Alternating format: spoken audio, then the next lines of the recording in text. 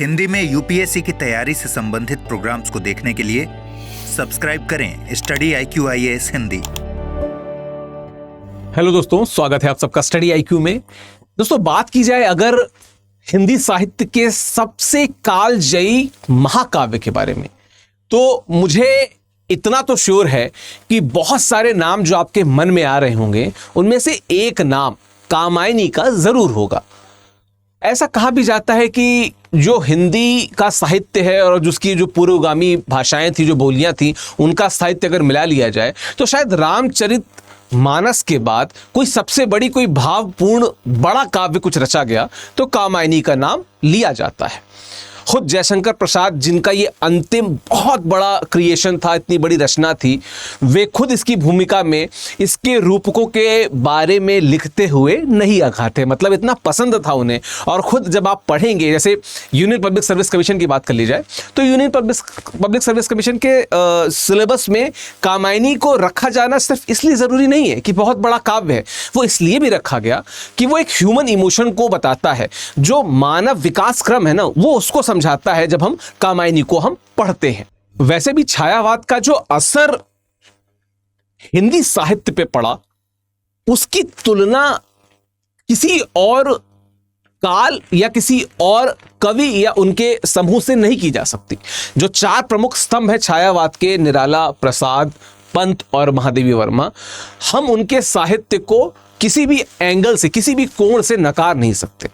समाज पे जो उसका प्रभाव पड़ा, उस समय भारतवर्ष पे जो उसका प्रभाव पड़ा, और आज एक साहित्य के एक शिक्षार्थी के रूप में, स्टूडेंट के रूप में हम पे जो प्रभाव पड़ता है, वो अतुलनीय है। तो आज हम कामायनी के जो संपूर्ण कथानक है उसको समझेंगे। हम सर्ग दर सर्ग देखेंगे कि कैसे जो कामायनी की कथा है वो आगे बढ़ती है। और फिर इसके बाद एक वीडियो और आप उस चैनल पे देख सकेंगे, दोनों ही स्टडी IQ IAS और स्टडी IQ हिंदी दोनों पे देख सकेंगे कि क्या मूल संवेदना है और क्या उद्देश्य है कामायनी के पीछे। इस पे भी हम वीडियो लेके आएंगे और जरूर आएंगे। पिछला वीडियो आई होप आपने देखा होगा, जहां पे हमने कामायनी की प्रतीकात्मकता के बारे में बात की थी। पर चूंकि कामायनी की कथानक आपके सामने स्पष्ट नहीं थी तो शायद आप उतना करेक्ट न कर पाए हों, इसलिए कथानक अभी है, कथानक देखिए, सर्ग दर सर्ग देखेंगे कि कैसे कहानी आगे बढ़ती है, और फिर आप वापस उस वीडियो को, प्रतीकात्मकता वाले वीडियो को देखेंगे तो शायद आपको एक बेटर तरीके से वो समझ में आए। ठीक है, तो हमको पढ़ना क्या है? कामायनी जयशंकर प्रसाद की कृति, 1936 में उन्होंने इसकी रचना की थी। ठीक है, जो खड़ी बोली है जिसमें थोड़ा सा ब्रज का भी पुट है, उसमें तोटक छंद में लिखी गई ये रचना है। और शांत रस और जो सौंदर्य का रूपी जो श्रृंगार रस है वो आपको यहाँ पे अंगी रस के रूप में दिखेगा। तो बात की जाए अगर कामायनी की, तो देखिए बहुत सारे लोगों ने बहुत कुछ कहा, लेकिन अगर हम समरी में देखा जाए तो कहीं ना कहीं जो कामायनी है वो हिंदी साहित्य का इकलौता भाव प्रधान महाकाव्य है। भाव प्रधान। देखिए, जब आप रामचरित मानस देखेंगे तो बहुत सारी चीज़ों की प्रधानता दिखेगी, और खैर रामचरित मानस की जो स्वीकार्यता है उसका स्तर ही बहुत अलग है। लेकिन हम ये कह सकते हैं कि रामचरित मानस के क्रम में कोई अगला अगर आपको बड़ा काव्य दिखता है तो कामायनी जरूर दिखती है। ठीक है, तो यदि महाकाव्य की कसौटियों पर कसें तो हिंदी साहित्य में रामचरित मानस के बाद दूसरा सबसे महत्वपूर्ण महाकाव्य कामायनी ही माना जाता है। ठीक है, कामायनी के मूल पात्र कौन है? मनु, श्रद्धा और इड़ा। लेकिन इसमें मानव भी दिखेंगे, आकुली किलात भी दिखेंगे, वो पशु भी दिखेगा जिसके बाद मनु और श्रद्धा में प्रेम बढ़ता है।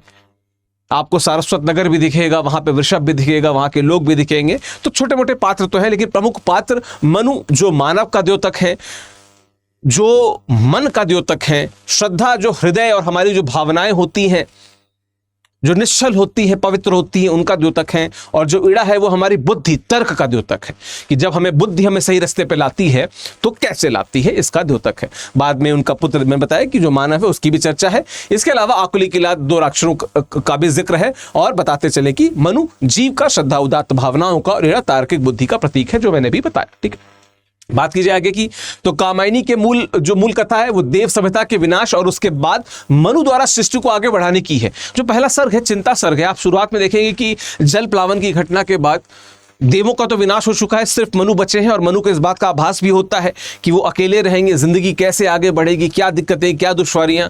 पर धीमे धीमे जब आशा सर्ग आता है, आशा की कोपलें फूटती हैं, फिर उन्हें श्रद्धा भी मिलती हैं, फिर वो एक जैसे कहते हैं ना कि ज़िंदगी शुरू होती है, फिर कुछ दिक्कतें आती हैं, वे छोड़ के आगे चले जाते हैं। ये सारी कथा के रूप में आप देखने को मिलेगा जब आप कामायनी को देखते हैं। लेकिन इसके साथ ही एक अप्रस्तुत कथा भी है जो मानव मन और मानवता के विकास यात्रा से संबंधित है।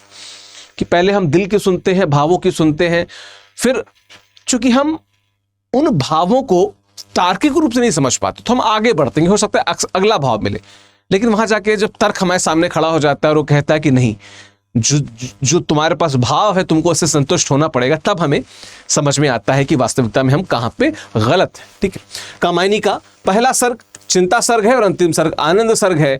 इन सर्गों के क्रम के माध्यम से प्रसाद ने यह दिखाया है कि कैसे मनुष्य का मन चिंता से निकलकर आनंद की प्राप्ति कर सकता है।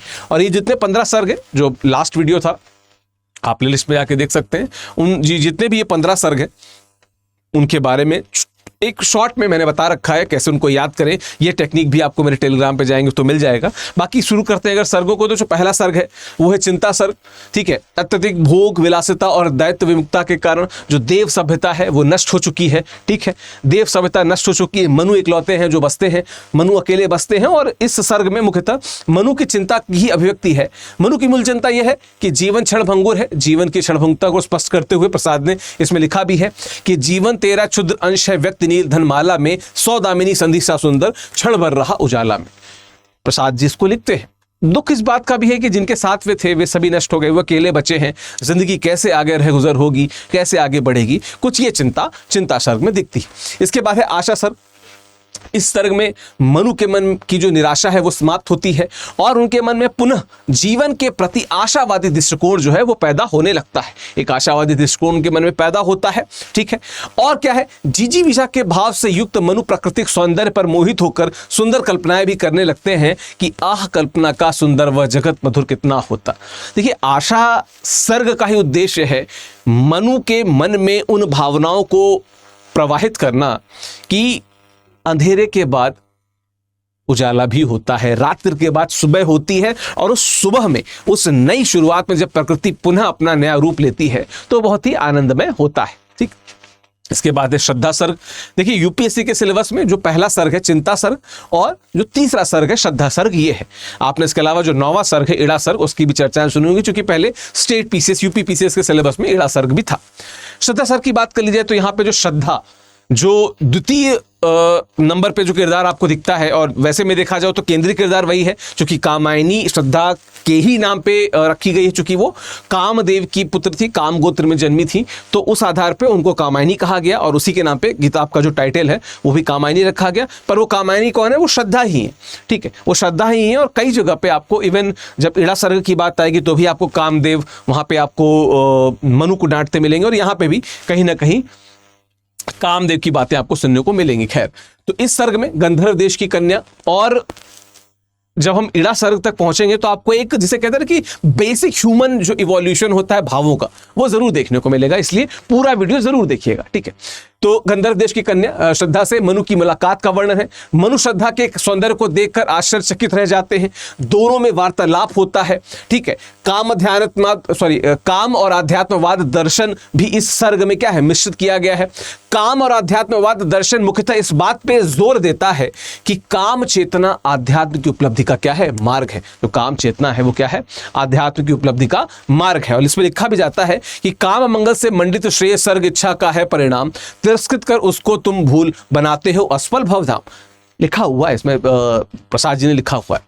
ठीक है, तो श्रद्धा सर्ग में श्रद्धा जो है वो आपको सामने देखने को मिलती है। इसके बाद अगला काम सर्ग है। पर काम सर्ग से मैं आने से पहले एक बार मैं फिर बताता चलूं कि हिंदी साहित्य जो वैकल्पिक विषय है, जो इसका बैच नंबर 9 है, जो 9वां बैच है, ठीक है, वो 6 नवंबर से शुरू हो रहा है।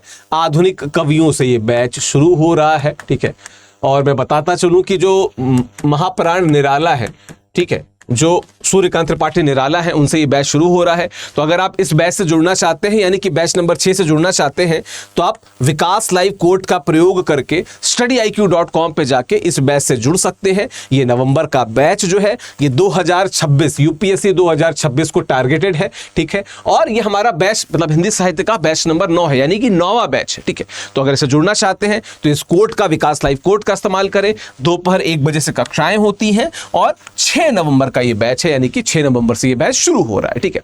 तो एडमिशन लेना है तो आप studiiq.com विजिट करके इसमें एडमिशन ले सकते हैं, ठीक है। चलिए वापस आते हैं। हम श्रद्धा सर्ग तक हम देख चुके थे। श्रद्धा का पदार्पण हो जाता है। इसी सर्ग में श्रद्धा की मुलाकात होती है मनु से, और मनु को पता चलता है कि देवता सभी नष्ट हो गए, विनष्ट हो गए, लेकिन कोई और प्राणी भी है जो श्रद्धा के रूप में उनसे मिलते हैं। इसके बाद अगला सर्ग है काम सर्ग। और आप सबको पता है कि जब एक पुरुष और एक स्त्री मिलेंगे तो जो बेसिक ह्यूमन नेचर है कि दोनों के बीच में जब वार्तालाप होता है, अगर एक दूसरे को पसंद करते हैं तो निश्चित तौर पे एक दूसरे के प्रति अंतरंगता जो होती है वो थोड़ी बढ़ती है। तो काम सर्ग और इसके बाद जो वासना सर्ग है वहां पे कुछ कुछ उसके पुट आपको देखने को मिलेंगे, ठीक है। इसमें मनु और श्रद्धा के बीच प्रेम का प्रारंभ होता है और साथ ही यह भी बताया गया है कि जो मनु है, ठीक है, मनु अपने को किस प्रकार योग्य बनाकर श्रद्धा को प्राप्त कर सकता है। और ये भी बात है कि योग्यता प्राप्त करते हैं मनु, वापस से एक जिसे कहते हैं ना कि ओहदा प्राप्त करते हैं, मजबूत होते हैं, ठीक है। और श्रद्धा भी उधर पशुपालन के लिए शुरू हो जाती है वासना सर्ग में, और बेटार आपको दिखेगा, ठीक है। श्रद्धा के संपर्क में आने जाने के बाद जो मनु है उनके भावों में एक प्रकार की क्या है, उथल पुथल होने लगती है मनु के भावों में, ठीक है। उन्हें ऐसा प्रतीत होता है, होने लगता है कि मानो जीवन में यौवन का प्रवेश हो रहा है। जीवन में किसका प्रवेश हो रहा है? यौवन का प्रवेश हो रहा है, ठीक है।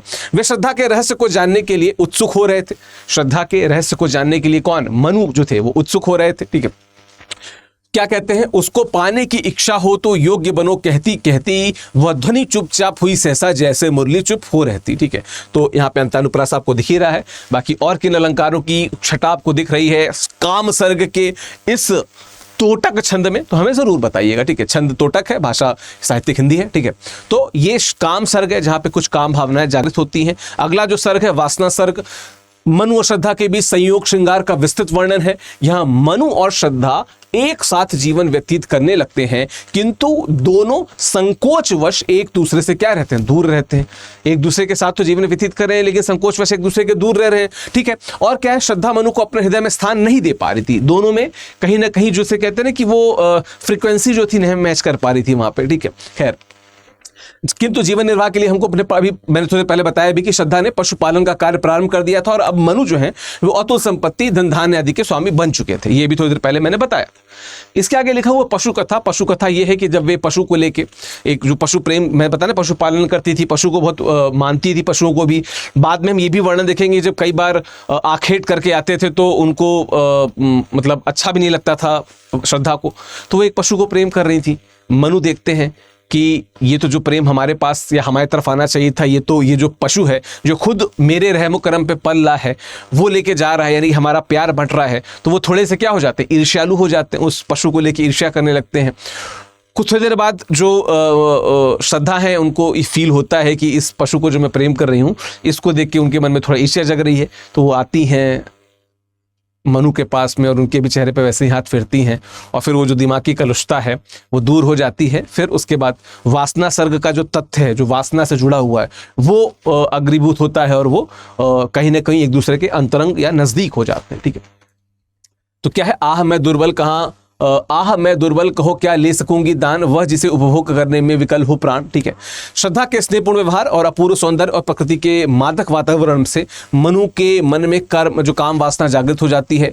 मनु के आत्मसमर्पण कर देने से श्रद्धा में नारी सुलभ लज्जा का संचार होने लगता है और वह शांति का अनुभव करती हैं। शांति का अनुभव करती हैं कौन? श्रद्धा, ठीक है। अगला है लज्जा सर्ग। नारी के हृदय में लज्जा का उदय होता यह प्रकृति का प्रदत्त भावना है। नारी शरीर में लज्जा का उदय कैसे होता है? यहाँ प्रसाद ने सर्ग की प्रथम पंक्ति में ही अभिव्यक्त किया है कि कोमल किसलय के अंचल में नन्ही कलिका जो छिपती सी, गोधूली के धूमिल पट में दीपक के स्वर में दीप्ति सी, दीपक के स्वर में दीप्ति सी, ठीक है। खैर, इसमें मुख्यतः संयोग श्रृंगार के बाद होने वाली लज्जा की चर्चा की गई है। इसके अलावा इसमें मनु और श्रद्धा के बीच आपसी संबंधों में टकराव की भी स्थिति का वर्णन है। जो आपस संबंधों में जो टकराव होता है, क्योंकि देखिए जब आप किसी के नजदीक जाते हैं, एक दूसरे को समझते हैं, फ्रीक्वेंसी मैच करती है, उसके बाद कहीं ना कहीं कुछ बातें और आगे घनीभूत होती हैं, बढ़ती हैं। जैसे आप अगर आप में कभी संबंध में रहे हों या कभी आप पति पत्नी के रिश्तों को देखें तो चीज़ें बिल्कुल वो जिसे कहते हैं स्ट्रेट लाइन नहीं है, वो एक साइनसोइडल कर्व है जो ऊपर नीचे से कभी किसी बात पे झगड़ा होता है, कभी नहीं होता है, कभी किसी मामूली सी बात पे चीज़ें थोड़ी सी बदल जाती हैं, बहक जाती हैं। और अगर आप इस प्रकार के किसी संबंधों के द्वारा गुजरे होंगे या किसी संबंध में होंगे तो आप इसको महसूस करते होंगे। मुझे कमेंट बॉक्स में ज़रूर बताइएगा कि क्या इस प्रकार का कुछ आपकी ज़िंदगी में हुआ है कि नहीं। मुझे भरोसा है कि अगर आप कभी किसी संबंध में रहे होंगे या शादीशुदा ज़िंदगी व्यतीत कर रहे हैं तो कभी कभी होता है कि संबंधों में उतार चढ़ाव आपको देखने को मिलते हैं। ठीक है, वही है।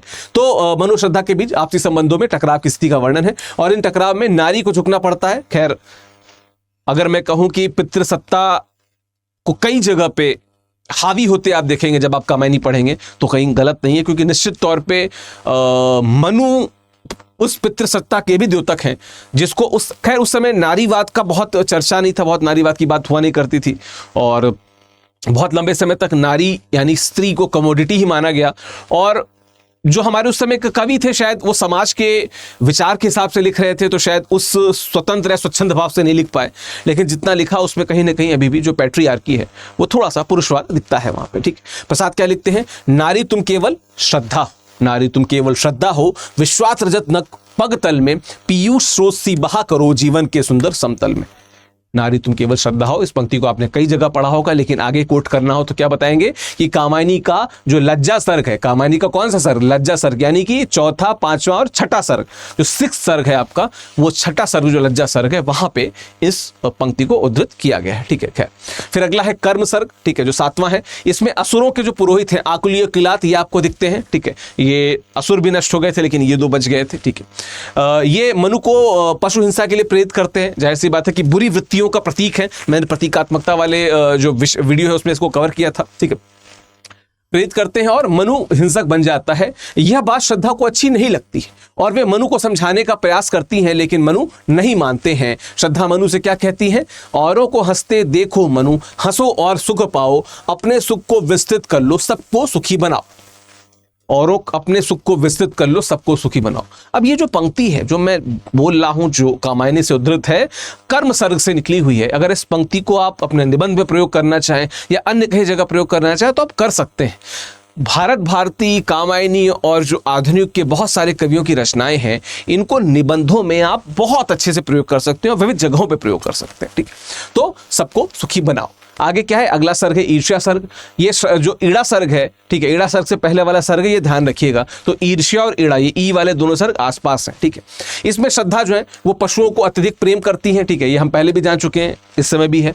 मनु को यह नहीं अच्छा लगता। देखिए, 2 जगह पे ईर्ष्या आपको दिखेगी। एक वो पशु के साथ जब प्रेम करती है तो ईर्ष्या, और जब खुद जो श्रद्धा है वो जब गर्भवती रहती हैं तो होने वाले पुत्र को देख के भी मनु को ईर्ष्या आती है कि ये भी अब अभी तो पशु ही प्यार बांट रहे थे, अब ये भी आएगा और ये भी हमारा जो प्यार मुझे श्रद्धा से मिलना चाहिए था वो प्यार ये भी बांटेगा, जो मानव है, जो बाद में मानव के रूप में बच्चा पैदा होता है। ठीक है, मनु की क्या अभिलाषा है? यह है कि श्रद्धा पशुओं को प्रेम न करे, केवल मेरे प्रति समर्पित रहे, मतलब सिर्फ और सिर्फ मनु के प्रति समर्पित रहे। और यहां पे भी कहीं ना कहीं आपको पितृसत्ता या पैट्रियार्की जो है वो देखने को मिलेगी। ठीक है, श्रद्धा द्वारा पशुओं को प्रेम किए जाने के कारण मनु के मन में ईर्ष्या का भाव आता है। मनु को लगता है कि उसका महत्व कम हो गया है, उसका महत्व कम हो गया। ध्यान रखिएगा, कभी भी महत्व लिखिए ना तो ये ऐसे लिखिए, महत्व जो होता है वो ऐसे लिखा जाता है। ठीक है, ये दो त होता है, इसका ध्यान रखिएगा। ठीक है, तो उसका महत्व कम हो गया है और अंत में वो श्रद्धा को छोड़कर चला जाता है। श्रद्धा को छोड़कर चला जाता है, तभी सारस्वत प्रदेश जाता है, इड़ा मिलती हैं। लेकिन उसके पहले की पंक्ति क्या? कि यह जलन नहीं सह सकता मैं, चाहिए मुझे मेरा ममत्व,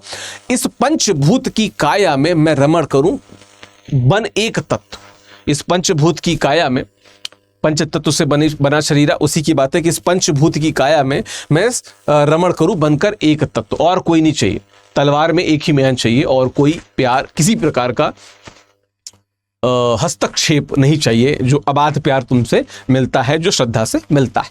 सारस्वत नगर जाते हैं, वहां ईड़ा सर्ग है।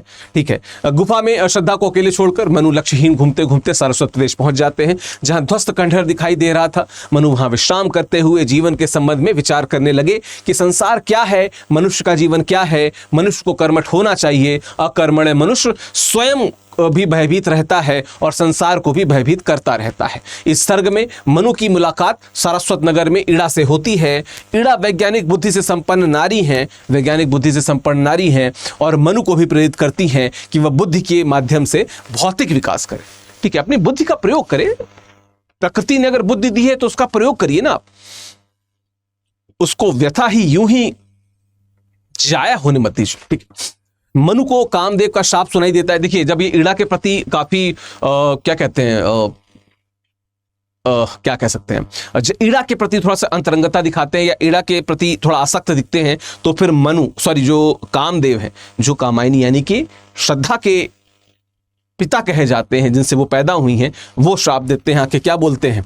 ठीक है, वो श्रद्धा को भूल गए हो। ठीक है, और मनु को तुम यह भी भूल गए हो कि पुरुष और नारी में समरसता होती है। क्या बोलते हैं, तुम भूल गए पुरुषत्व मोह में कुछ सत्ता है नारी की, समरसता है संबंध बनी अधिकार और अधिकारी की। समरसता है संबंध बनी अधिकार और अधिकारी की। यहाँ पे कामदेव एक प्रकार का श्राप भी देते हैं कि समझो, समरसता मूल चीज है। और कहीं ना कहीं जब हम उद्देश्य पढ़ेंगे या उसकी मूल संवेदना पढ़ेंगे कामायनी की, तो समरसता उसके केंद्र में होगी।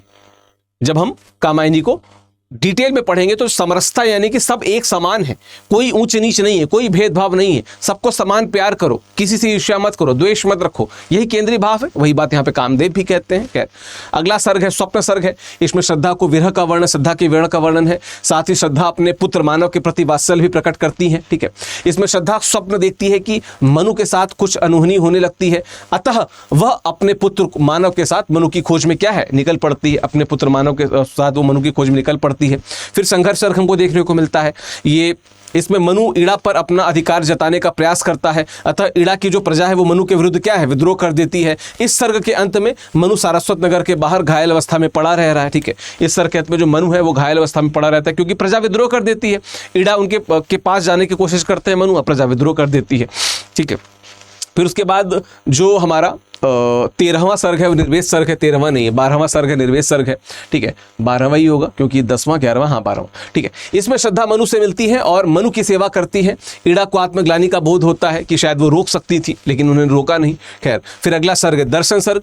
इसमें ईड़ा जो है वो श्रद्धा से माफी मांगती है। ठीक है, श्रद्धा अपने पुत्र मानव को ईड़ा को ही दे देती है कि इनके साथ आप आगे का जो संचालन है, जो राज्य का संचालन है, वो आप देखिए। ठीक है, क्योंकि ईड़ा में तार्किक बुद्धि की प्रधानता होती है, अतः इसके साथ रहकर मानव में श्रद्धा के साथ ही तर्क बुद्धि का भी विकास हो जाएगा। मतलब जो दिल की बात है, जो भाव की बात है, जो हृदय की बात है, वो तो है मानव में, जो वो माता श्रद्धा से ही उसको मिली है, लेकिन तर्क भी आ जाएगा तो वो योग्य, भविष्य में एक योग्य पुरुष या मानव बन सकेगा। मानव जो होता है तो ईड़ा के पास उसको छोड़ जाती है। फिर अगला है रहस्य सर्ग। इसमें श्रद्धा जो है वो मनु को लेकर कैलाश पर्वत पे जाती है और मनु को जीवन की विषमताओं के बारे में बताती है। जो मनु है उनको जीवन की विषमताओं के बारे में पता चलता है। ठीक है, इस सर्ग के अंत में श्रद्धा के प्रयास से मनु के जीवन में विषमता समाप्त हो जाती है और समरसता का जो भाव है वो उत्पन्न होता है। श्रद्धा के अनुसार जीवन की मूल समस्या क्या है, ज्ञान, इच्छा और क्रिया का बिखराव की है। जो मूल दिक्कत क्या है जिंदगी की, मूल समस्या क्या है, ज्ञान, इच्छा और जो क्रिया है उसका बिखराव है। ज्ञान कहीं और है, इच्छा कुछ और है, क्रियाएं कुछ और चलती हैं। आदमी को क्या है, आदमी यूपीएससी IAS क्लियर करना चाहता है, पर उसकी क्रिया क्या उसके समांतर जाती है नहीं, वो कुछ और, वो रील देख रहा है, वो इंस्टाग्राम पे वीडियो बना रहा है, वो क्या कहते हैं वेब सीरीज देखा जा रहा है, OTT देखा जा रहा है। देखो भाई देखो, पर उतना ही देखो जितना आपका प्रिपरेशन की जो स्ट्रेटजी मैनेजमेंट है वो अलाउ करे, उससे ज़्यादा नहीं देखने का। ठीक है, खैर, ज्ञान दूर कुछ क्रिया भिन्न है, इच्छा क्यों पूरी हो मन की, एक दूसरे से न मिल सके यही विडंबना है जीवन की। ठीक है, एक दूसरे से मिल सके यही विडंबना है जीवन की। यहाँ पे श्रद्धा बताती है, किसको, मनु को बताती है। अंतिम सर्ग है आनंद सर्ग। इसमें मनु के जीवन की विषमता समाप्त हो जाती है। श्रद्धा के साथ हिमालय पर वह जन सेवा करता है। यह कामायनी का अंतिम सर्ग है और इसी में मनु को आनंदवाद की प्राप्ति होती है।